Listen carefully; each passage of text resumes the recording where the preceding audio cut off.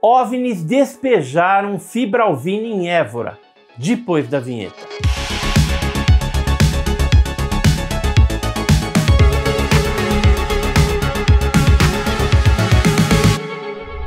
Olá pessoal, eu sou o Edson Boaventura Júnior, sejam bem-vindos ao canal Enigmas e Mistérios e hoje a gente está com mais um documentário português extra aí para vocês, produzido pela RTP em 2008, a respeito do caso Évora, que é um caso ufológico clássico português, né? E quem sabe aí mundial, né? Porque todo mundo já ouviu falar, um caso que aconteceu em novembro de 1959, onde os OVNIs passaram por volta do meio-dia e despenderam uma substância alvina. Inclusive, esse caso de Évora ele é bem conhecido, já foi publicado aí em documentários, em enciclopédias, até em livros. Esse aqui é um livro português do Joaquim Fernandes, que é um pesquisador, ele aparece inclusive no documentário, e ele escreveu Ficheiros Secretos à Portuguesa, e aqui na página 143 tem um capítulo chamado Espantos Terrestres, onde ele fala que um organismo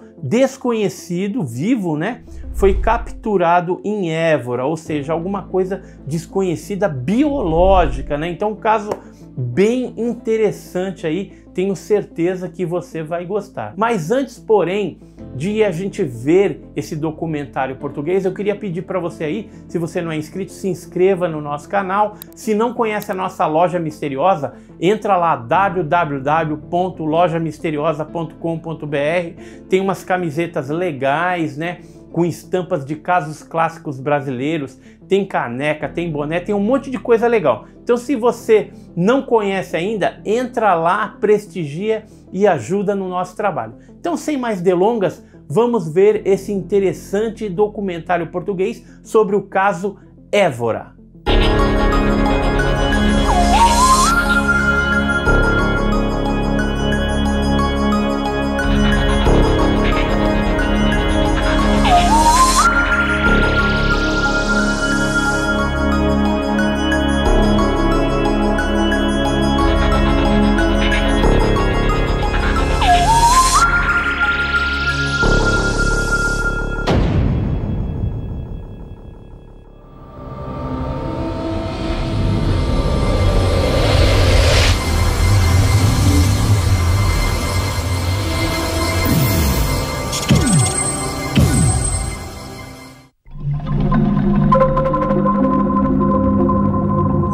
Évora, 2 de novembro de 1959. Hora aproximada, meio-dia. Dois objetos estranhos são observados a sobrevoar a cidade. Após a sua passagem, muitos évorenses testemunham um fenómeno insólito e inexplicável. A queda de filamentos brancos que, devido à sua textura, a mítica popular apelida de cabelos de anjo.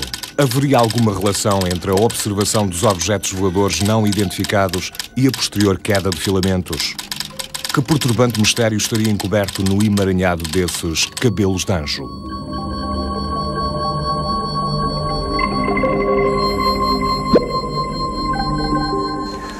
O caso de Évora, nos finais da década de 50, protagonizou um dos casos mais intrigantes e, quiçá, mais bizarros no âmbito da fenomenologia aérea não identificada em Portugal. Para além da presença de um objeto aéreo bem identificado em pleno meio-dia local, a presença maciça de uma massa imensa de filamentos brancos que caíram sobre a cidade veio trazer um novo cambiante a este tipo de ocorrência. Sobre esta ocorrência, o professor Joaquim Guedes do Amaral, à data diretor da Escola Industrial e Comercial de Évora, que presenciou todos estes fenómenos insólitos, escreveu um relatório que ficou oculto durante quase 20 anos. Que segredo inquietante guardaria esse relatório? Para percebermos melhor todos os acontecimentos que levaram à sua elaboração, vamos recuar no tempo, até ao dia 2 de novembro de 1959. Aquele dia estava magnífico. No céu não havia uma única nuvem e a visibilidade era excelente.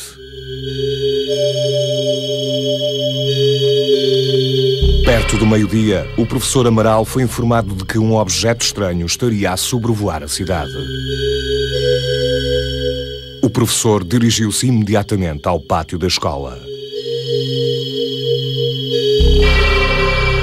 Aí, observou que no céu pairava um objeto redondo, de cor azul clara, que se deslocava lentamente deste para oeste. O professor Amaral voltou rapidamente ao seu gabinete, onde montou um telescópio com o qual focou o estranho objeto. Era um misterioso corpo elíptico que parecia aumentar e diminuir de tamanho e que tanto acelerava a velocidades fantásticas como logo de seguida parava bruscamente no ar. Cerca do 12:30, apareceu um outro objeto voador não identificado, cuja silhueta se destacou no azul do céu.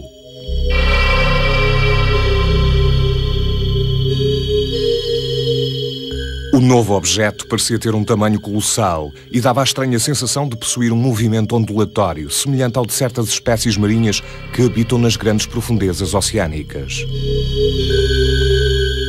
Pouco tempo depois, os dois objetos ganharam rapidamente altura e desapareceram, como se tivessem sido apagados do céu. Os presentes no pátio da escola viram então estupefactos como, de grande altitude e verticalmente, caíam do céu numerosos filamentos de cor esbranquiçada que formavam pequenos emaranhados e que popularmente ficaram conhecidos pelo nome de cabelos de anjo.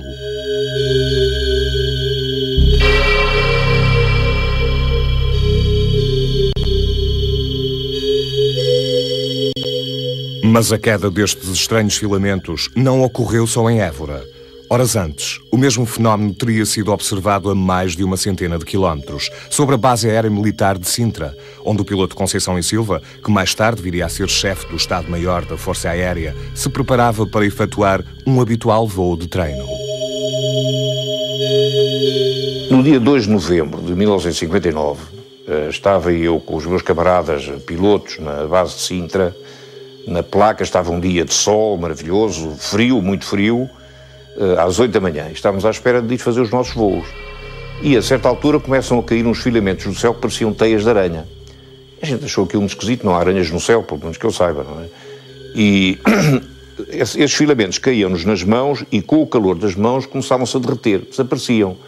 A gente achou aquilo esquisito, comentou e tal, o que será isto, o que não será e tal, mas entretanto fomos fazer os nossos voos e nunca mais nos lembrámos disso.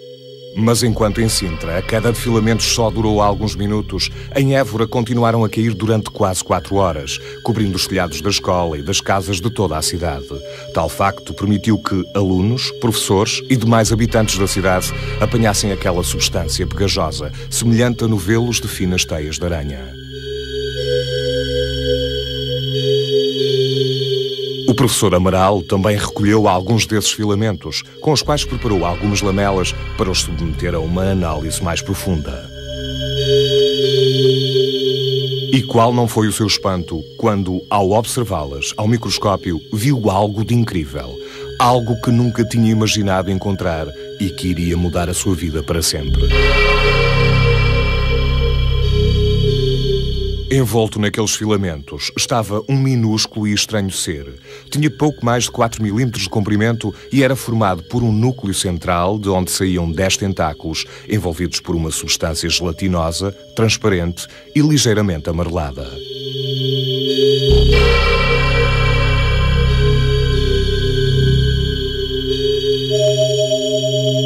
Por coincidência, o professor Amaral era amigo do pai do ex-piloto Conceição e Silva, o comandante Eugênio da Conceição e Silva, professor da Escola Naval e membro da Sociedade Astronómica Francesa.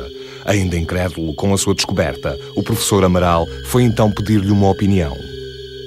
O Dr. Amaral era visita de casa do meu pai, ia lá frequentemente a discutir com ele assuntos de astronomia, etc. E lembro-me perfeitamente de, nessa ocasião, ter ido lá com as tais lamelas, terem feito a observação microscópica, de terem feito a análise espectroscópica, que não deu nada, que, digamos, como é que eu vou dizer, conhecido na Terra, tinha a risca de sódio, que é comum, mas não havia mais nada que pudesse identificar aquilo com qualquer coisa pertencente à nossa biologia. Aquilo tinha vida, parecia ter vida, porque quando se carregava na lamela, aquilo tinha movimentos, encolhia e fazia uma espécie de movimentos de reação à pressão.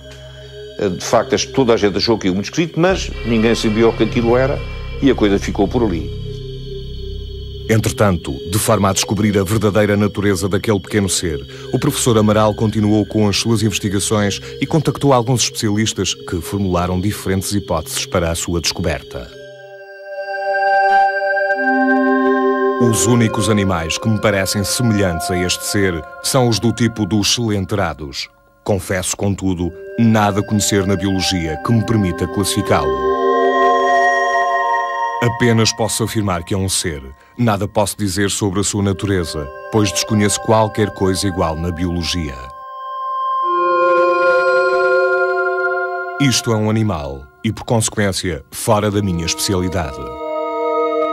No entanto, a maioria destes pareceres não foram assinados pelos responsáveis, que posteriormente não os quiseram assumir publicamente. Este facto acabou por gerar alguma polémica no meio científico, bem como algum descrédito à idoneidade do professor Amaral.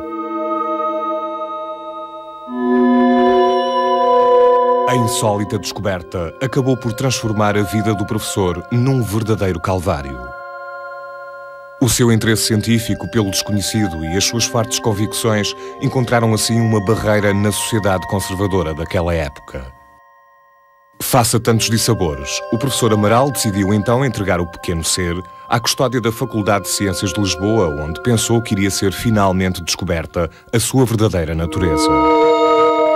Mas, inesperadamente, em 1978, ocorreu um terrível incêndio nessa mesma faculdade que fez desaparecer aquela preciosa amostra, apagando-se assim qualquer nova possibilidade de análise da apelidada criatura Dévora.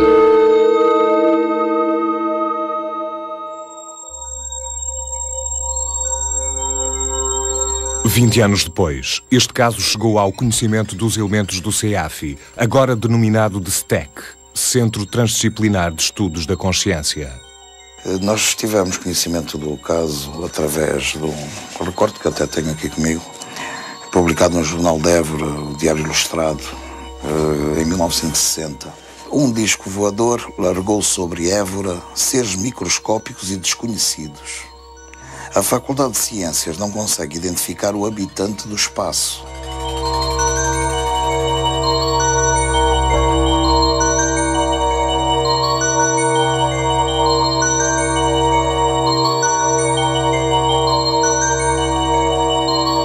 A nossa investigação fez-se 20 anos depois, portanto em 1979.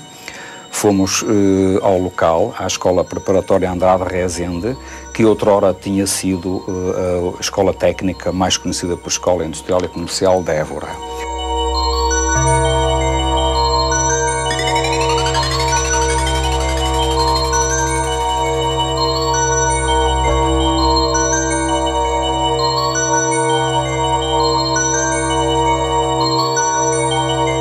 Então, fomos falar com as pessoas que conseguimos falar e que ainda lá estavam, que tinham observado a queda dos filamentos.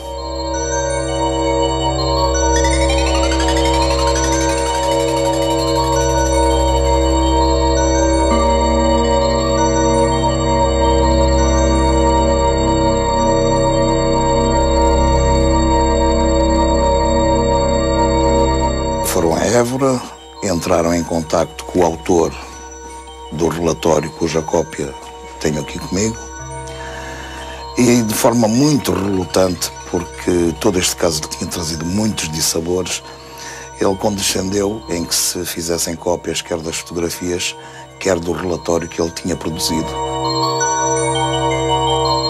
E o que este relatório descreve é a observação do que em princípio parecia ser um objeto de forma lenticular que passou sobre a cidade de Évora, que foi observado pelo autor do relatório e por mais alguns colegas através de um telescópio.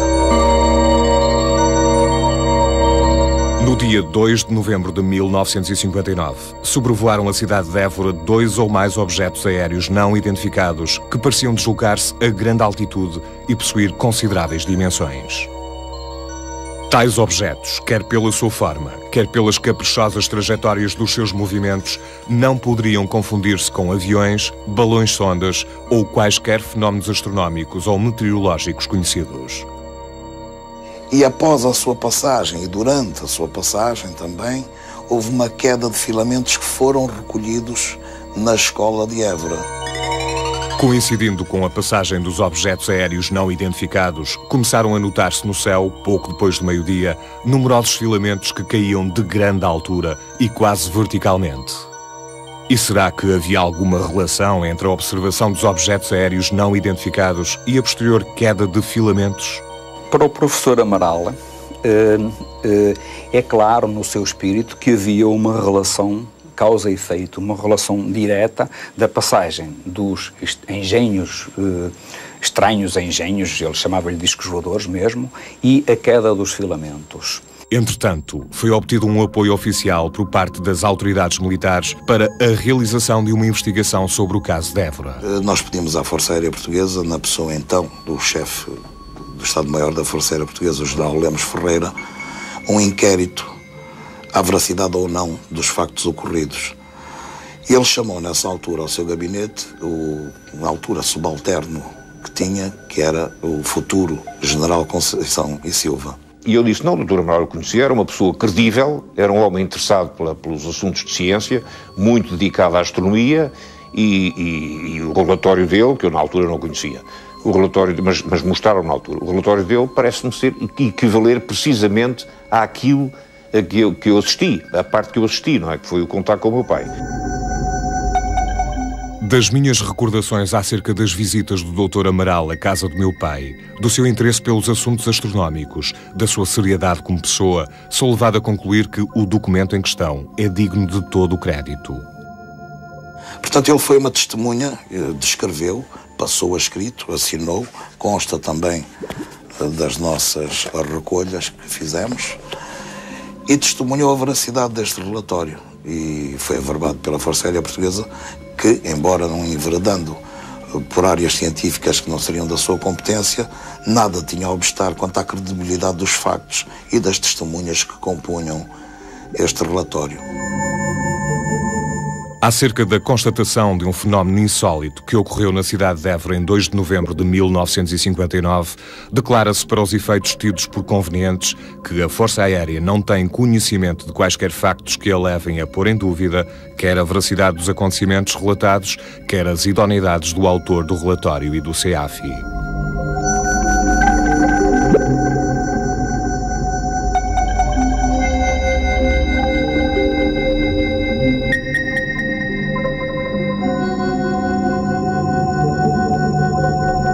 Mas afinal, o que é que realmente seria aquele estranho ser microscópico encontrado entre os filamentos que caíram sobre a cidade de Évora em 1959? Nós não chegamos a qualquer conclusão quando 20 anos depois nos deslocámos ao local, porque o nosso intuito era o de receber os relatos, mesmo até em bruto, das observações que as pessoas tiveram e, portanto, não tratá-los de forma interpretativa. Mas mesmo sem conclusões, algumas teorias foram formuladas. Nós chegamos a pôr a hipótese, e tudo isto é o ramo das hipóteses, que poderiam haver colónias que sobreviveriam nas altas camadas da atmosfera, já em transição para o espaço, e que viriam a cair sobre qualquer lugar da Terra por ação da gravidade normalmente. Há objeções a esse tipo de proposta, há a questão do calor e do frio, mas também há contrapartidas que se podem pôr, porque hoje sabemos que há bactérias que vivem a altíssimas pressões nos fundos marinhos, próximo de erupções vulcânicas com temperaturas de água a 300 graus. Descobriu-se há pouco tempo bactérias que transformam diretamente a luz solar em energia. Portanto, é uma hipótese que no maravilhoso mundo da vida não é de descartar na totalidade. Outros autores sustentam que não seria bem da ordem do reino animal, mas sim do reino vegetal. Quer pela sua constituição, por alguns parâmetros que o relatório contém, ou também é uma hipótese viável. Outros descartam essa hipótese porque a reação seria demasiadamente rápida ao suster a lamela para ser uma entidade do ramo vegetal. Poder-se-á contrapor que a drosera, a planta carnívora, também tem uma reação rápida ao fechar a mosca ou outro inseto que caia nas suas garras. E à luz da ciência atual, O que terá a dizer o professor Dr. Carlos Azevedo, a quem o STEC pediu em 1980 um parecer científico sobre este caso?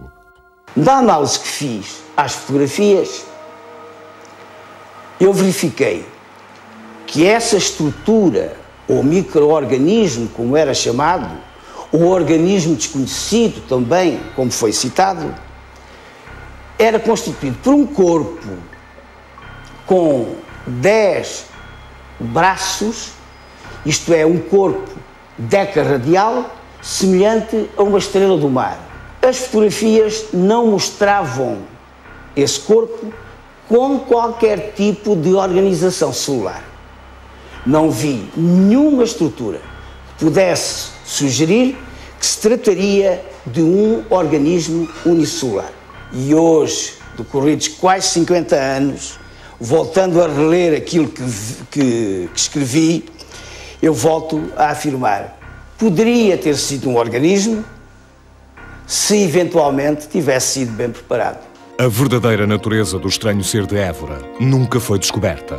E como o próprio professor Amaral referiu no seu relatório, o problema ficará tão insolúvel como até aí. O mistério permanecerá tão denso e impenetrável como anteriormente.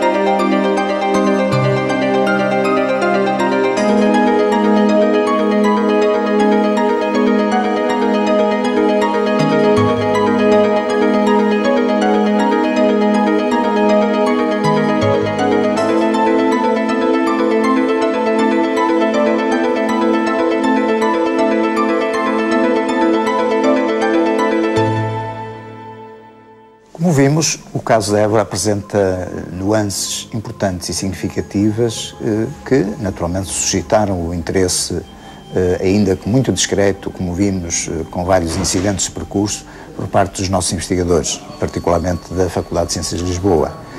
Mas, de facto, o que podemos retirar deste caso é a sua analogia com outras quedas semelhantes do mesmo tipo de material, de filamentos esbranquiçados, que, por exemplo, ocorreu várias vezes em Fátima e que coloca, de facto, algumas interrogações fundamentais relativamente a este tipo de material.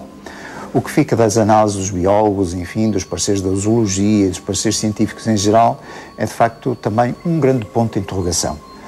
O que me parece importante, de facto, é todo o processo, todo o investimento que foi feito na época, apesar das condições difíceis, enfim, de algum secretismo, de algum temor, de algum receio no meio científico, mas que felizmente acabaram por ser passíveis de análise, embora tardiamente e infelizmente sem acesso direto ao principal, digamos, protagonista deste caso, o pequeno e estranho ser microscópico.